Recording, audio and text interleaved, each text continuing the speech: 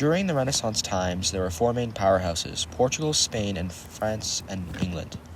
All these countries had one thing in common: they wanted to expand their society and religion. The main way they showed that was by exploring and discovering new land. Constantly, they would work to explore more by teaching cartography, map making, sponsoring new inventions, and of course building more ships, since that was how they would explore.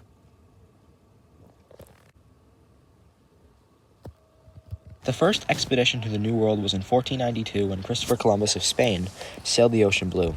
When Columbus and his men arrived on land in late 1492, they had no idea where they were.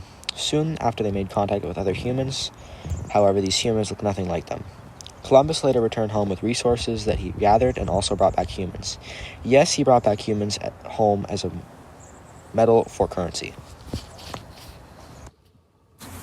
Later, the Europeans and the indigenous peoples of the New World started to exchange goods. For instance, the indigenous got things such as pigs and cattle. The Europeans received goods such as tomatoes, pineapples, and tobacco.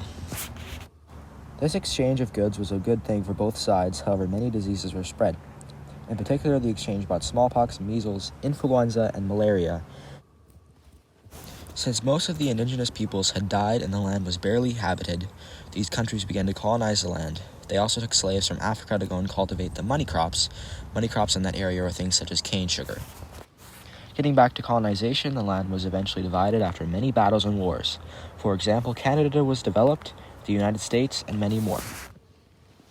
To finish, all the exploration and trade that happened many years ago drastically affected our lives today. For example, the trade of cattle affected how we eat. Different corporations that have benefited from these foods. It even affected the languages we speak in the Americas. Moreover, the trade of tomatoes affected the creation of pizza because Italy didn't originally have tomatoes before that. Summing up, the discovery of and colonization of the Americas was so important because it affected the economy, trade, and culture in both Europe and the Americas.